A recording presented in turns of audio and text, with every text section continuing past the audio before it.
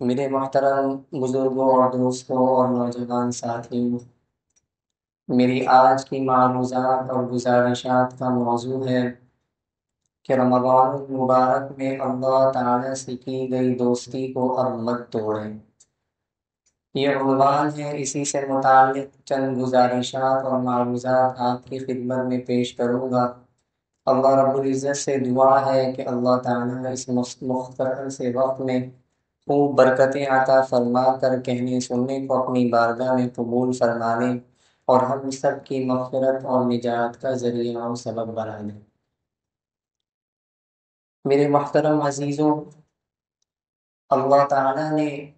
رمضان المبارک کی صورت میں ہم پر بے حد انعام و احسان فرمایا، اور اللہ تعالیٰ نے رمضان المبارک میں ہمیں ظاہری نعمتوں سے بھی نوازا، روحانی، باطنی اور ایمانی نعمتوں سے بھی ہمیں نوازا۔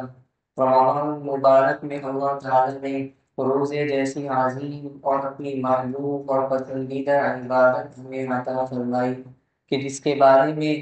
آپ علیہ الصلاۃ والسلام نے حدیث میں فرمایا کہ اللہ تعالیٰ فرماتے ہیں کہ میں روزے کی جزا خود عطا کروں گا، اور ایک روایت میں تو یہاں تک فرمایا کہ میں روزے کے بدلے میں روزے دار کو اپنی ذات عطا کر دوں گا۔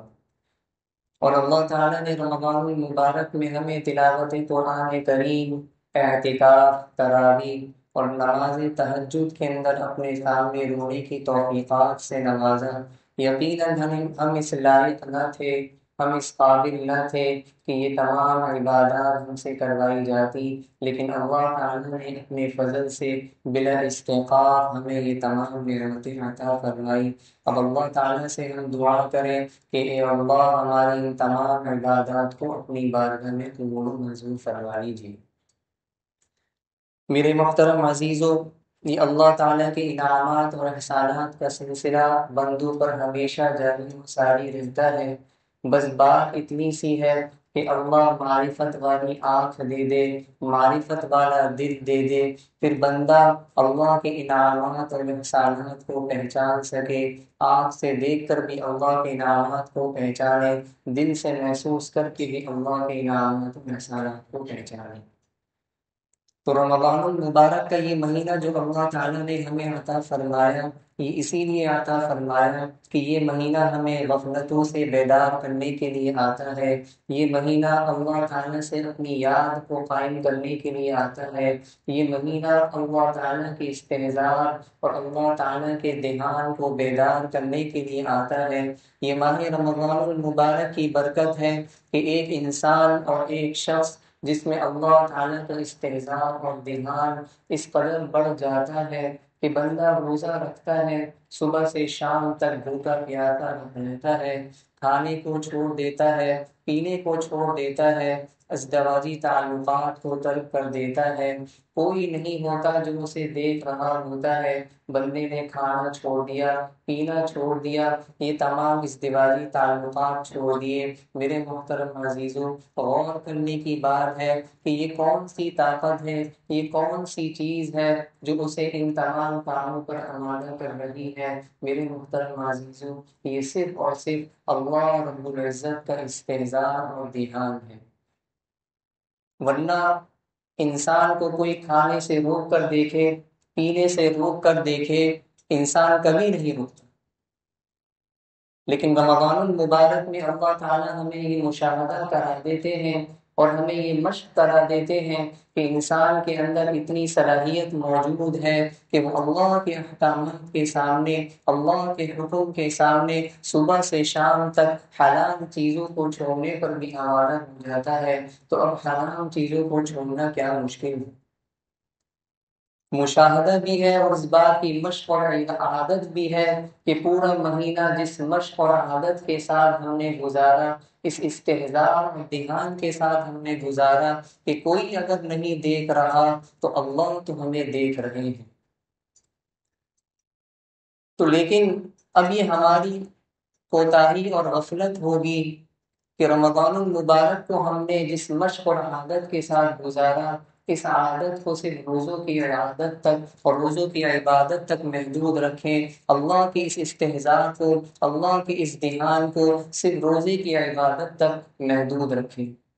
کیونکہ یہ رمضان المبارک کا مہینہ تو ہمیں کچھ سکھانے کے لیے آتا ہے، ہماری تربیت کرنے کے لیے آتا ہے۔ یہ رمضان کا مہینہ اللہ تعالیٰ کی تربیت کا ایک آفاقی نظام ہے، اور یہ انسانوں کا بنایا ہوا نظام نہیں ہے، یہ اللہ کا بنایا ہوا تربیت کا نظام ہے، اللہ کا دیا ہوا نظام ہے۔ تو اللہ نے تو اپنا فضل ہم پر فرمایا کہ ماہ رمضان المبارک کی نعمت ہمیں عطا فرمائی۔ اب بندے کے کام کرنے کی بات یہ ہے کہ وہ یہ دیکھے کہ اس نے صرف رمضان المبارک کی حد تک اس استحضاء اور دھیان کو باقی رکھا، ان عبادتوں کو باقی رکھا، یا اب آگے بھی اپنی زندگی کے اندر ہر شعبے میں ان عبادتوں کو اور اس تربیت کو، اور جو کچھ رمضان المبارک کے مہینے نے اسے سکھلایا تھا، اس کو زندگی کے ہر شعبے میں نافذ کیا، اس کو زندگی کے ہر حصے میں لاگو کیا۔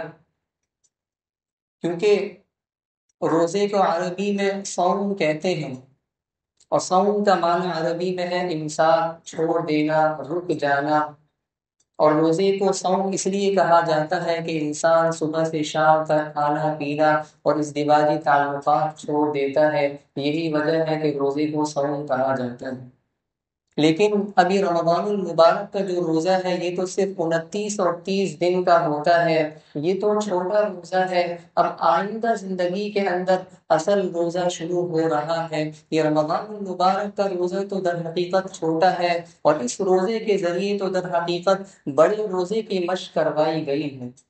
اور اس بڑے روزے کا کیا وقت ہے؟ اس کا وقت اور اس کی ابتدا ہوتی ہے انسان کی بلوغت سے، اور پھر اس کی انتہا ہوتی ہے، اور اس کا غروب آفتاب ہوتا ہے انسان کی موت تک۔ تو معلوم ہوا کہ جیسے انسان عبادات کے اندر اور اللہ کے احکامات کو اختیار کرنے میں رمضان المبارک کے اندر لگا ہوا تھا، تب رمضان المبارک کے گزر جانے کے بعد بھی ان عبادتوں کے اندر لگے رہنا ہے، اللہ کی اس بندگی کے اندر ہمیں لگے رہنا ہے، اور جن احکامات کو ہم پیارے حبیب علیہ الصلوۃ والسلام کی تعلیمات کے مطابق رمضان المبارک میں ادا کر رہے تھے، اب رمضان کے گزر جانے کے بعد بھی ان احکامات کو سینے سے لگا کر رکھنا ہے۔ کیونکہ میرے محترم عزیزوں، جناب نبی کریم صلی اللہ علیہ وسلم کی عبادات کا کیا عالم تھا، اور حضور علیہ الصلوۃ والسلام کی عبادات کا کیا معیار تھا۔ ساری انسانیت کی عبادت ایک طرف، تمام انبیاء کرام کی عبادت ایک طرف، تمام صحابہ کرام کی عبادت ایک طرف، اور حضور علیہ الصلوۃ والسلام کی عبادت کے کیا کہنے، حضور صلی اللہ علیہ وسلم کی نمازوں کا کیا کہنا، آپ علیہ الصلوۃ والسلام کی تلاوت قرآن کریم کا کیا کہنا، حضور علیہ الصلوۃ والسلام کے روزوں کا کیا کہنا، حضور علیہ الصلوۃ والسلام کے جہاد کا کیا کہنا۔ لیکن میرے محترم عزیزوں، قرآن میں اللہ تعالیٰ حضور علیہ الصلوۃ والسلام کو مخاطب کر کر فرما رہے وَاعْبُدْ رَبَّكَ حَتَّى يَأْتِيَكَ الْيَقِينُ، اے میرے نبی جی، جیسے آپ اللہ کی بندگی میں لگے ہوئے ہیں، اللہ کی عبادت میں لگے ہوئے ہیں، اے میرے پیارے نبی جی، اللہ کی عبادت اور بندگی میں ایسے ہی لگے رہیے، اور کب تک لگا رہنا ہے؟ حَتَّى يَأْتِيَكَ الْيَقِينُ، جب تک آپ پر موت نہ آ جائے، آخری دم تک، آخری سانس تک اللہ کی عبادت میں لگے رہیں۔ تو حضور علیہ الصلوۃ والسلام کے توسط سے امت کو یہ پیغام دیا جا رہا ہے کہ لوگوں، بندگی اور عبادات کو ایام کے ساتھ خاص نہیں کرنا، چند دنوں کے ساتھ مخصوص نہیں کرنا، بلکہ ساری زندگی، آخری دم تک، آخری سانس تک اللہ کی بندگی میں لگے رہنا ہے۔ کیونکہ اللہ نے قرآن میں فرما دیا وَمَا خَلَقْتُ الْجِنَّ وَالْإِنسَ إِلَّا لِيَعْبُدُونِ، کہ میں نے جن و انس کو اپنی عبادت کے لیے پیدا کیا ہے، تو لہٰذا وَاعْبُدْ رَبَّكَ حَتَّى يَأْتِيَكَ الْيَقِينُ، اب اپنے رب کی تم عبادت میں لگے رہو، بندگی میں لگے رہو، اور موت تک اس بندگی کے دامن کو ہاتھ سے جانے نہ دو۔ عیسیٰ علیہ السلام مریم علیہ السلام کی گود میں معجزانہ طور پر کلام فرما رہے ہیں، اور کیا فرما رہے ہیں؟ انی عبد اللہ آتانی الکتاب وجعلنی نبیا وجعلنی مبارکا اینما کنت واوصانی بالصلاة والزکاة ما دمت حیا۔ آپ فرما رہے کہ اللہ نے مجھے اس بات کی وصیت اور نصیحت فرمائی ہے کہ میں نماز کو قائم کرتا رہوں، میں زکوٰۃ ادا کرتے رہوں، اور میں کب تک نماز اور زکوٰۃ کو ادا کرتے رہوں؟ ما دمت حیا، عارضی طور پر نہیں، وقتی طور پر نہیں، ما دمت حیا، جب تک میں زندہ ہوں نماز اور زکوٰۃ کے حکم کو تھامے رہوں۔ قرآن میں اللہ تعالیٰ فرما رہے یا ایھا الذین آمنوا اتقوا اللہ حق تقاتہ ولا تموتن الا وانتم مسلمون، میرے ایمان والے بندوں، اللہ سے ڈرتے رہو جیسے اللہ سے ڈرنے کا حق ہے، ولا تموتن الا وانتم مسلمون، اور تمہیں موت نہ آئے مگر اس حالت میں کہ تم مسلمان ہو، تمہارے گردن میں اللہ کی فرما برداری کا ہار ہو، اور تم اللہ کے تابع دار ہو، اور تم اللہ کے تمام احکامات کو سینے سے لگانے والے ہو۔ حضور علیہ السلام کی تعلیمات کی روشنی میں سیدنا ابو بکر صدیق رضی اللہ تعالیٰ عنہ حضور صلی اللہ علیہ وسلم کی وفات کے موقع پر صحابہ کرام سے خطاب فرما رہے ہیں، اور آپ کیا فرما رہے ہیں؟ آپ نے ایک طویل خطبہ ارشاد فرمایا، اور درمیان میں ایک جملہ ارشاد فرمایا کہ من کان منکم یعبد محمدا صلی اللہ علیہ وسلم فإن محمدا قد مات، کہ اے لوگوں تم میں سے جو شخص محمد صلی اللہ علیہ وسلم کی عبادت کیا کرتا تھا تو سن لو، حضور علیہ السلام دنیا سے رحلت فرما گئے ہیں، آپ علیہ السلام نے دنیا سے پردہ فرما لیا ہے۔ ومن کان منکم یعبد اللہ، اور جو تم میں سے اللہ کی عبادت کیا کرتا تھا، اللہ کی بندگی میں لگا ہوا تھا، فإن اللہ حی لا يموت، اللہ زندہ ہے، اللہ کو کبھی موت نہیں آنی۔ تو سیدنا ابو بکر صدیق رضی اللہ تعالیٰ عنہ امت کو یہ درس دے رہے ہیں کہ لوگوں وقتی طور سے اور عارضی طور پر اور چند دنوں کے لیے اور صرف ماہ رمضان المبارک کے اندر بندگی کو اور عبادت کے دامن کو نہیں تھامنا، بلکہ ساری زندگی اس عبادت کو تھامے رکھنا ہے، اور ساری زندگی اللہ کی بندگی میں لگے رہنا ہے۔ حضرت عمر بن العاص رضی اللہ تعالی عنہ سے حضور صلی اللہ علیہ وسلم فرما رہے یا عبد اللہ لا تکن مثل فلان کان یقوم اللیل، اے عبداللہ فلاں شخص کی طرح مت ہو جانا کہ وہ پہلے تو راتوں کو قیام کیا کرتا تھا، اللہ کے سامنے اٹھ کر اللہ کی عبادت کیا کرتا تھا، فترک قیام اللیل، لیکن اب اس نے راتوں کو اٹھنا، راتوں کو اللہ کے سامنے رونا اور اللہ کے سامنے کھڑے ہونا چھوڑ دیا۔ اے عبداللہ تم اس شخص کی طرح نہ ہو جانا۔ دیکھیں حضور صلی اللہ علیہ وسلم تو نوافل کے بارے میں اپنی امت سے یہ چاہ رہے کہ امت تو نوافل کے بارے میں استقامت کے دامن کو تھام لے، امت نوافل پر بھی اگر کسی نفل کو بھی اگر اختیار کرے تو اس پر بھی مداومت اختیار کرے، اس پر بھی مواظبت کرے۔ تو میرے محترم عزیزوں، پہ غور کرنے کی بات ہے فرائض کا کیا عالم ہوگا، اور فرائض میں کس قدر مواظبت مطلوب ہوگی، اور فرائض میں کس قدر استقامت کو چاہا جائے گا، اور فرائض میں کس قدر مواظبت اللہ کے نبی علیہ السلام کو امت سے مطلوب ہے۔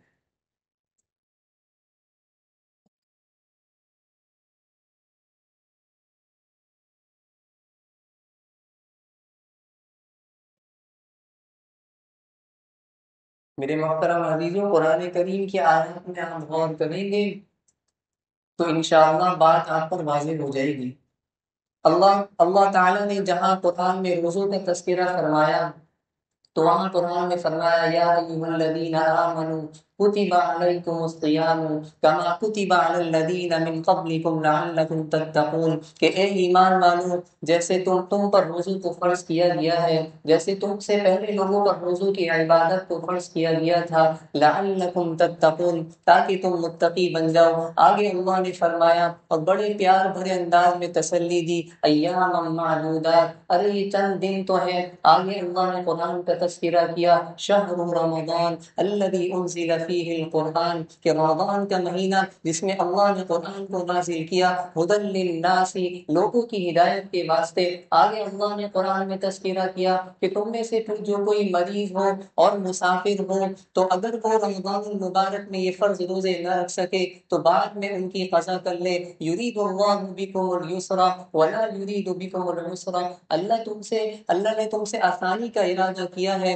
اللہ تم سے تنگی کا ارادہ نہیں فرماتے۔ آگے اللہ نے فرمایا وَلِتُكْمِلُوا الْعِدَّةَ، اور تاکہ تم گنتی کو پورا کر لو۔ ہاں بس گنتی کو پورا کر لینا ہی تمہارے لیے کافی ہے، روزے کی حقیقت تم کہاں جانو گے، روزے کی حقیقت تک تم کہاں پہنچو گے؟ اگر تم نے اس گنتی کو نہیں پورا کر لیا تو اسی پر میں اپنا فضل فرما دوں گا اور تمہاری یہ گنتی میں قبول کروں گا۔ آگے اللہ نے فرمایا وَلِتُكَبِّرُوا اللَّهَ، اور تاکہ پھر جب عید کا دن آئے، افطار اکبر کا دن آئے، تم اللہ کی خوب بڑائی بیان کرو، عَلَى مَا هَدَاكُمْ، جیسے اللہ نے اپنے نبی علیہ الصلوۃ والسلام کی زبان سے ارشاد فرمایا۔ آگے اللہ نے فرمایا وَلَعَلَّكُمْ تَشْكُرُونَ، اور تاکہ پھر تم اللہ کے شکر گزار بن جاؤ، جو اللہ نے رمضان المبارک کی صورت میں یہ نعمتیں عطا فرمائی تھی تم ان کی خوب قدردانی کرو اور تم ان کی خوب شکر گزاری کرو۔ میرے محترم عزیزو، آگے اللہ نے ارشاد فرمایا وَإِذَا سَأَلَكَ عِبَادِي عَنِّي فَإِنِّي قَرِيبٌ،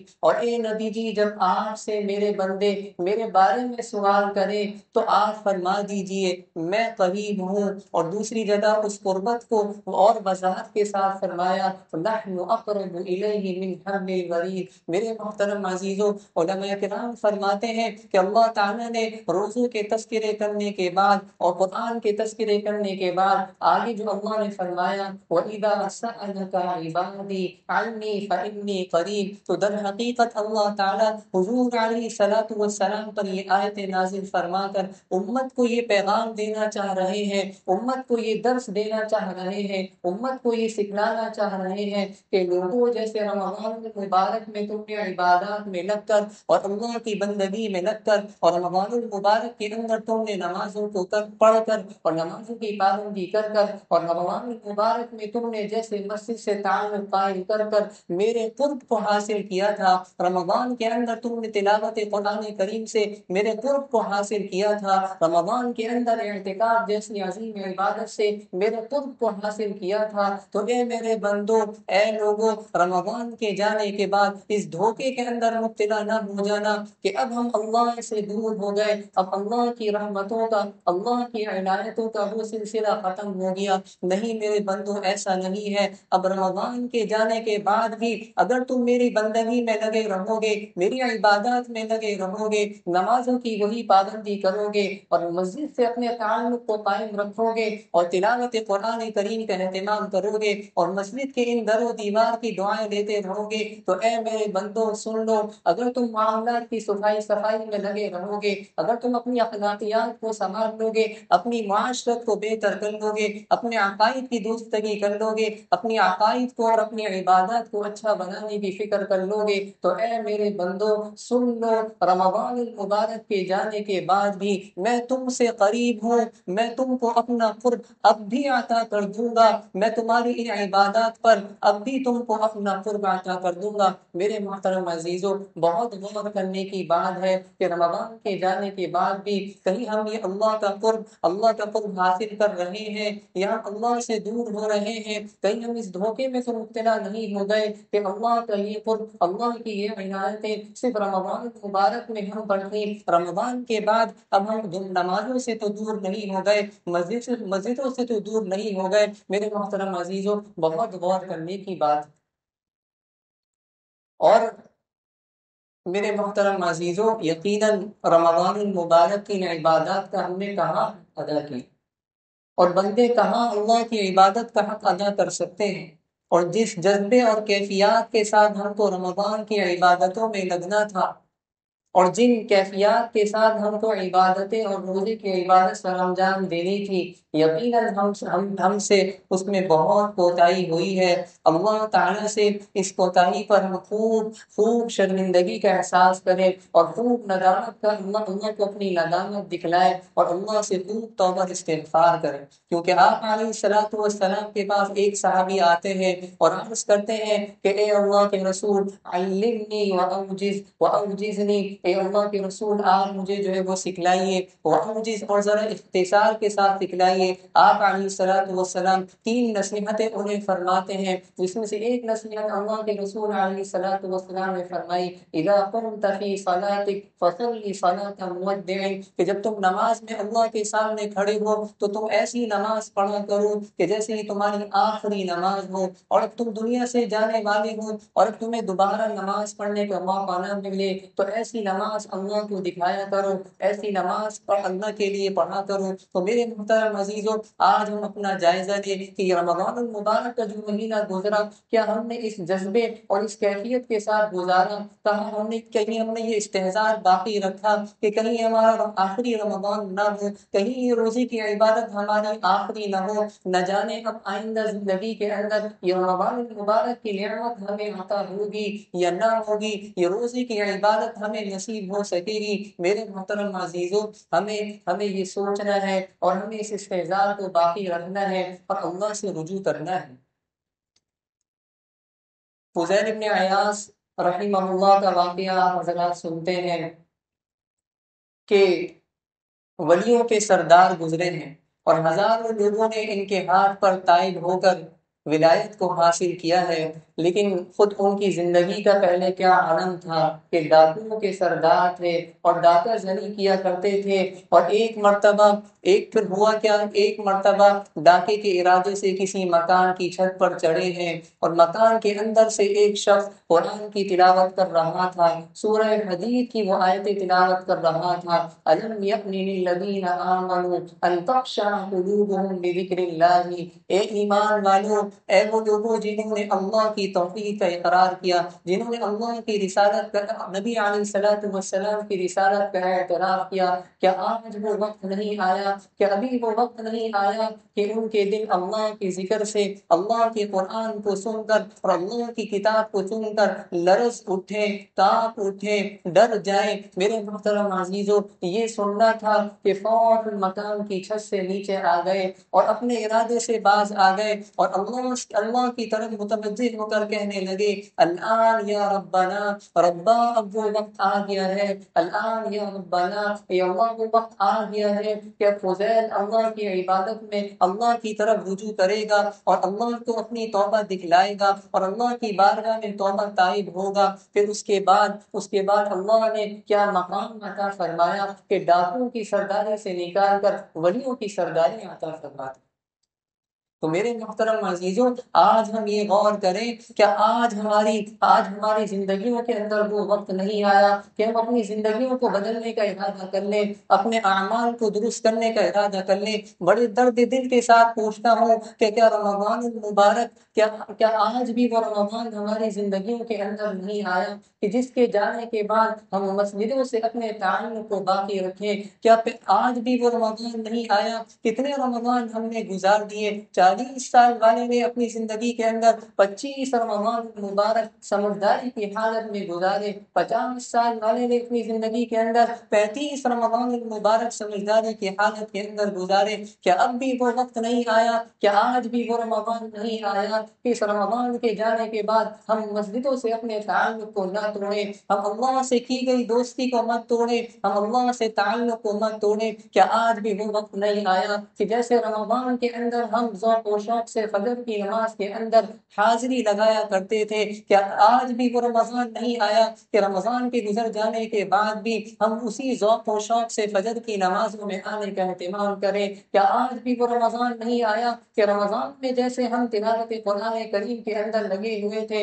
رمضان کے گزر جانے کے بعد بھی تلاوت قرآن کا وہی ذوق اور شوق ہمیں حاصل ہو؟ تو میرے محترم عزیزوں، بہت ہی غور کرنے کی بات ہے اور اپنا جائزہ لینے کا وقت ہے اور اپنا محاسبہ کرنے کی ضرورت ہے۔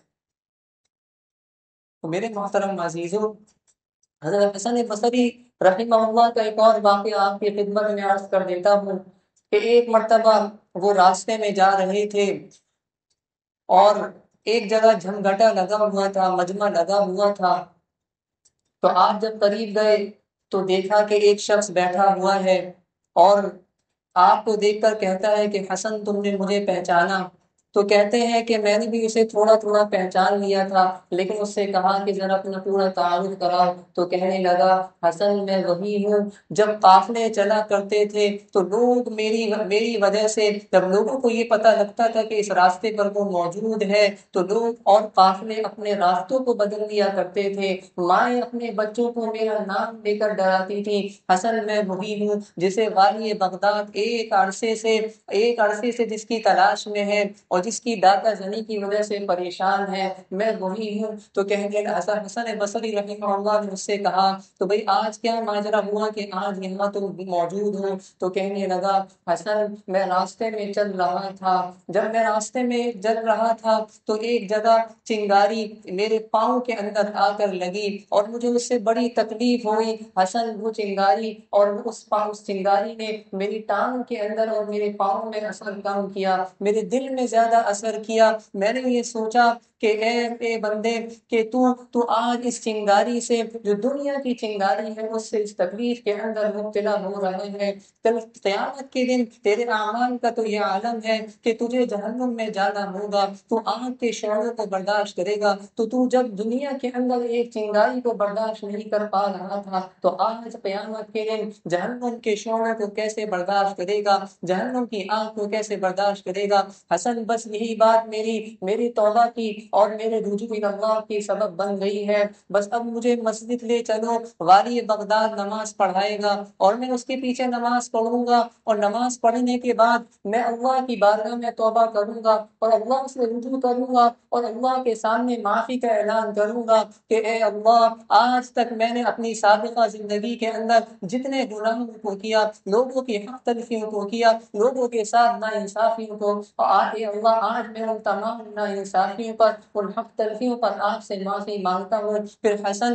جو سزا میری ہوگی میں اسے قبول کروں گا۔ میرے محترم عزیزو، دیکھیں اللہ کے یہ بندے تو اپنی زندگیوں کو بدلنے کی فکر کر کے اللہ کے قرب کو، اللہ کی رضا کو حاصل کر گئے۔ میرے محترم عزیزو، آج ہم بھی اس کی فکر کر کر اپنے اعمال کا جائزہ لیں، تو اب کرنے کے کیا کام ہے میرے محترم عزیزو؟ سب سے پہلے شکر ادا کرنا ہے، اور شکر اللہ نے قرآن میں فرمایا لئن شکرتم لازیدنکم، اگر تم شکر ادا کرو گے تو میں تمہاری نعمتوں میں اضافہ کروں گا۔ تو سب سے پہلے ان تمام نعمتوں پر جو اللہ نے ماہ رمضان کی صورت میں ہمیں عطا فرمائی، اس پر اللہ کا خوب شکر ادا کرنا ہے۔ اور پھر دوسرا کام، اللہ کو اپنی ندامت اور عاجزی دکھلانی ہے، اللہ کے سامنے خوب دعائیں اور گریہ وزاری کرنی ہے کہ اے اللہ، جیسے رمضان کے اندر عبادت کرنے کا حق تھا ہم سے وہ ادا نہیں ہوا، اللہ ہماری ان ٹوٹی پھوٹی عبادتوں کو قبول فرما لے۔ اور پھر میرے محترم عزیزوں، استقامت حاصل کرنے کے لیے اگر ہم چاہتے ہیں کہ رمضان کے بعد بھی ہم اعمال پر جمے رہیں، استقامت ہم کو نصیب ہو، تو میرے محترم عزیزوں، اہل استقامت کی صحبت میں بیٹھنا ہے، اور اہل استقامت کی صحبت میں کتاب کے ذریعے بھی ہم اہل استقامت کی صحبت حاصل کر سکتے ہیں، رجال کے ذریعے بھی ہم اہل استقامت کی صحبت حاصل کر سکتے ہیں۔ میرے محترم عزیزوں، اولو العزم پیغمبروں کی اور انبیاء علیہ الصلوۃ والسلام کے قصے ہم پڑھیں گے، حضور علیہ الصلوۃ والسلام کی سیرت کو ہم پڑھیں گے، تو حضور علیہ الصلوۃ والسلام کی سیرت کا ہر حصہ ہمیں استقامت کا درس دے گا، ہمیں اعمال میں مداومت کا درس دے گا، ہمیں مواظبت کا درس دے گا۔ اور پھر میرے محترم عزیزوں، ہم اہل اللہ کی، اللہ کے ولیوں کی اور علماء صالحین کی مجالس میں آئیں گے، استقامت والوں کے پاس آئیں گے، تو اللہ ہمیں ان تمام اعمال پر جو رمضان میں اللہ نے ہمیں جن کی توفیق عطا فرمائی، اللہ ہمیں استقامت عطا فرما دیں گے۔ اللہ تعالیٰ ان تمام باتوں کو اپنی بارگاہ میں قبول فرمائے اور عمل کی توفیقات سے نواز دیں۔ وآخر دعوانا الحمد للہ رب العالمین۔